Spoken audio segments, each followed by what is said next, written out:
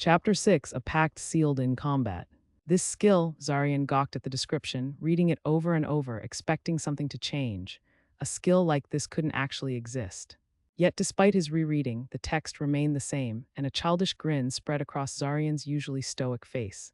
Why was Zarian so happy? It was obvious to anyone who understood the true value of skills. There was no such thing as too many cards to hold up one's sleeve. Skills were like cards in this sense.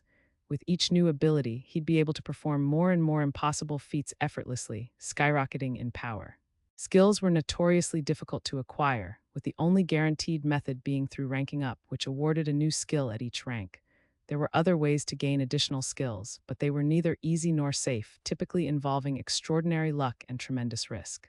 Artifacts capable of bestowing skills did appear occasionally within dungeons, but Zarian had never seen anything that allowed a user to gain new skills so easily.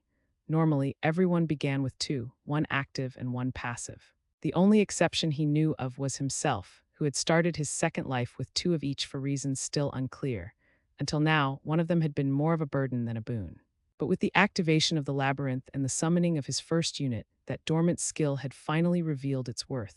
How many types of undead existed, Zarian inwardly pondered, recalling the final battle against the Undead Labyrinth in the past. Dozens at least, possibly more. The realization struck him with unreal clarity. He could potentially copy dozens of different skills, and thanks to his evenly distributed attributes, he could wield each one with competent proficiency. A skill that allowed the user to collect other skills had never been heard of before. Anyone who possessed it would be nearly unstoppable, perhaps even more powerful than Zarian himself had been in life. The implications made him want to dive back into the abyss immediately, to upgrade his spawner and summon even more types of undead units. But wait, didn't this ability all but force him down that path? Was someone manipulating him into unlocking and absorbing undead abilities? After some consideration, Zarian shook the paranoia from his mind. Whether or not he was falling into someone's plan didn't matter.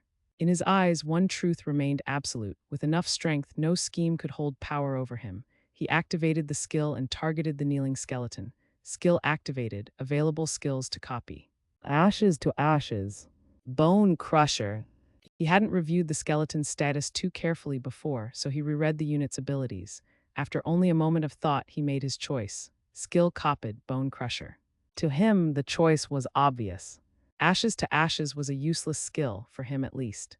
Its main drawback was that the user needed to die to trigger the effect, which Zarian had no intention of doing, and even if he did, his final move certainly wouldn't be some choking puff of smoke. That skill only made sense for swarming units like skeletons. Bone Crusher, in contrast, filled a serious gap in Zarian's arsenal, offensive active abilities. While Hero's eyes bordered on being a cheat, it didn't deal damage. Having a single target physical attack would be immensely helpful, especially in situations like those he'd recently endured. If he'd possessed Bone Crusher then, he might have avoided that near-death experience. Even better, the skill scaled with strength, meaning it would grow stronger alongside him. Satisfied with his decision, Zarian opened his personal status screen to examine the result. Name, Zarian Diamorial. Faction Undead. Race, Netherborn. Rank Aspirant. Level 8. Experience 4%.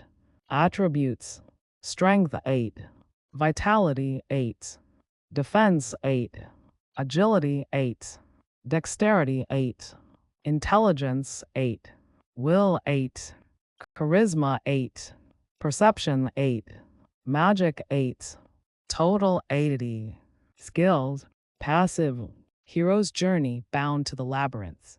Active, Hero's Eyes, master of the undead Bone Crusher. Pleased with his gains, Zarian turned his attention back to the spawner. On their own, skeletons were weak, but their usefulness in numbers was undeniable. Even their deaths would have utility thanks to their passive skill. Reopening the spawner status, Zarian noticed a few updates. Skeletal spawner. Rank Aspirant. Units capable of spawning, Aspirant. A skeleton.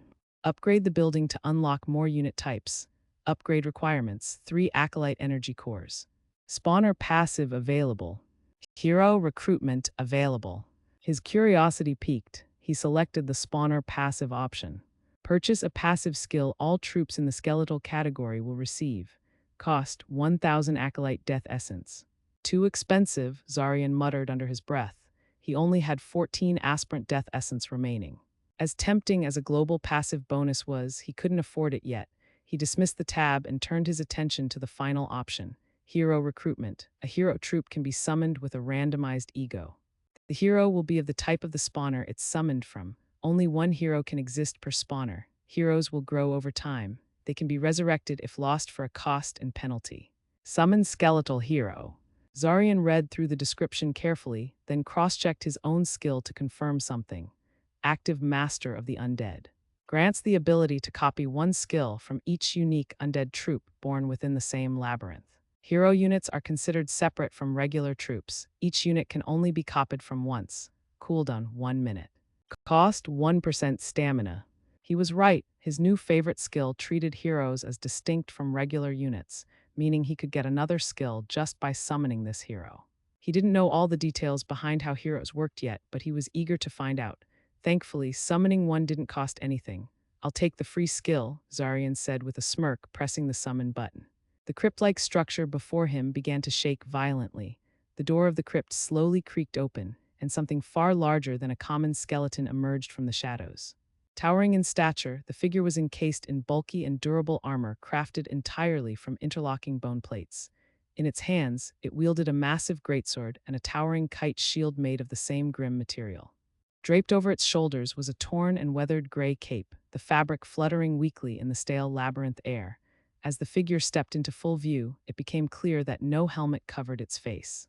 Instead, its skeletal visage was fully exposed, illuminated by a pair of glowing golden lights nestled in its hollow eye sockets, giving the illusion of pupils and presence. "So you are to be my new lord, liege, and master?" the figure asked, its voice deep and resonant, carrying an imposing authority. Zarian eyed the skeletal warrior cautiously. "That's right," he answered plainly. The skeletal figure gave a low, almost amused chuckle. "Forgive me," he said, his tone condescending yet strangely respectful. "I don't often look down on others, but—" He paused for dramatic effect, resting the flat of his blade against his shoulder. "I would be going against my creed to bend the knee without first testing your honor."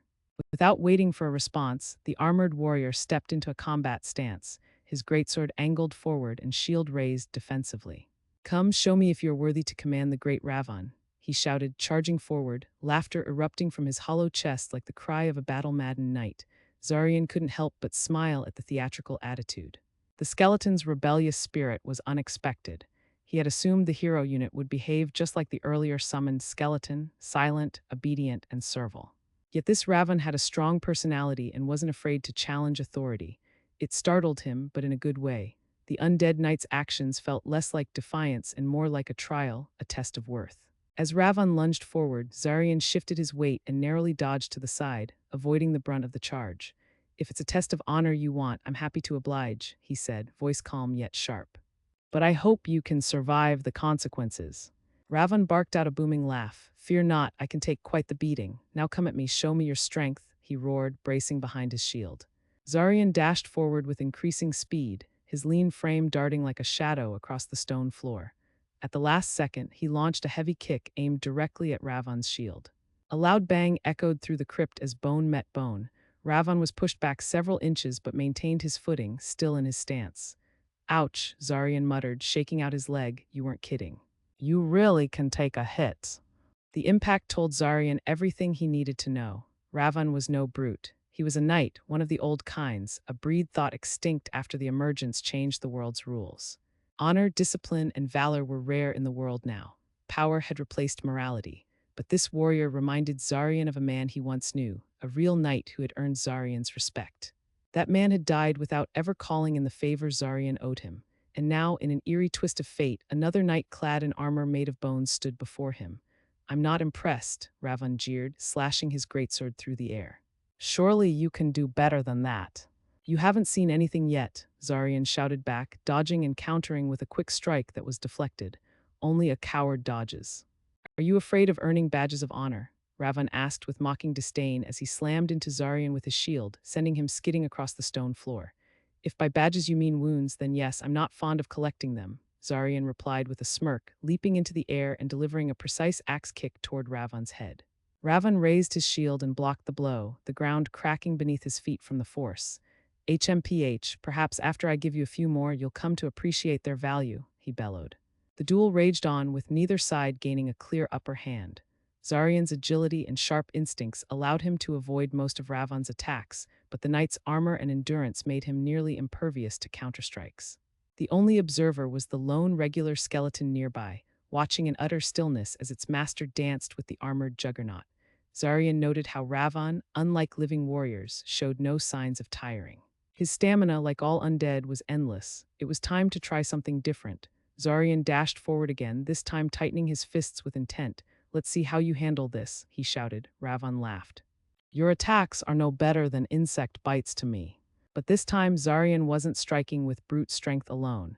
As his fist connected with the shield, he activated the bone crusher skill. A thunderous crack rang out and the shield splintered into dozens of fragments.